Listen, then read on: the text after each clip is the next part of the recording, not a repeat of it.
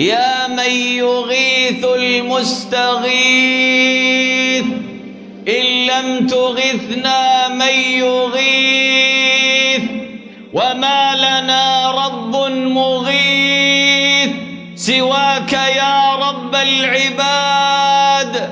جهد البلا حل بنا، ضاق الفلا من كربنا، وكل ذنب ذنبنا فهو الذي طمس الفؤاد. يا رب إن كنت غوث الطائعين فمن يغيث المذنبين؟ رحمة خير الراحمين مطلقة بلا قياد. إن من أسباب انقطاع المطر أننا تعلقنا بالمطر ولم نتعلق بالله، تعلقنا بالأسباب ولم نتعلق بربنا جل وعلا الذي يأمر السحاب فيحيي الأرض بعد موتها.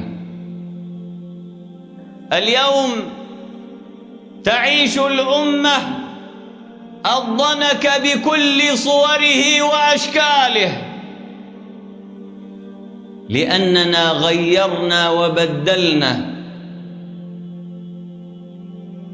لأننا غيرنا وبدلنا، فغير الله علينا أمننا خوفا، وعافيتنا مرضا. أمراض تنتشر بين الأمة بسرعة قصوى. كورونا الله عز وجل هو الذي رفعها وليس اللقاح. الله عز وجل هو الذي رفعها، ونخشى ما نخشى اليوم أن تتفشى أو يتفشى الإيدز من شدة انتشار الزنا بين الناس. عافانا الله وإياكم. حالتان أو ثلاث في هذه الجزيرة الإيدز.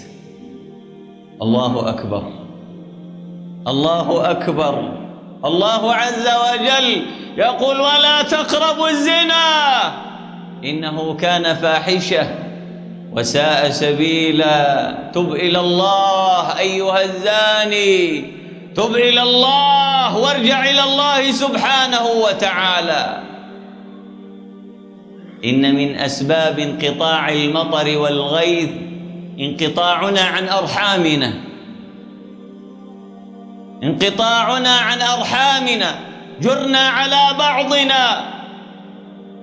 وأعظم سبب منع الزكاة، ما منع قوم الزكاة إلا منعوا المطر، أو كما قال صلى الله عليه وسلم: منعوا القطر، منعوا القطر. قال صلى الله عليه وسلم: إنما تمطرون بضعفائكم، ولولا البهائم لم نمطر. ما لنا كرامة عند الله؟ الكرامة محصورة بشيء واحد: إن أكرمكم عند الله أتقاكم.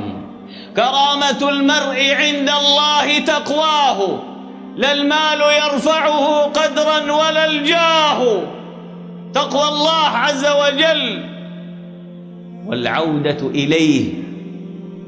كان المسلمون إذا خرجوا إلى صلاة الاستسقاء يلبسون أجهد الثياب أردعها، يلبسون كياس من الحنطة، يلبسون الثياب الخشنة.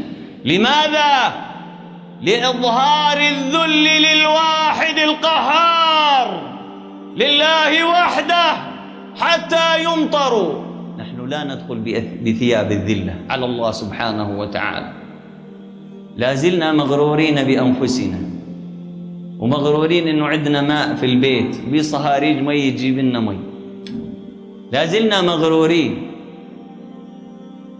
اخشوشنوا فإن النعم لا تدوم. يقول صلى الله عليه وسلم كان يجي المرء على الحنفية، يفتح الحنفية ويشرب ويسبح على كيفه ويسرف ويبذر في المياه حتى منع الله سبحانه وتعالى عنا المياه.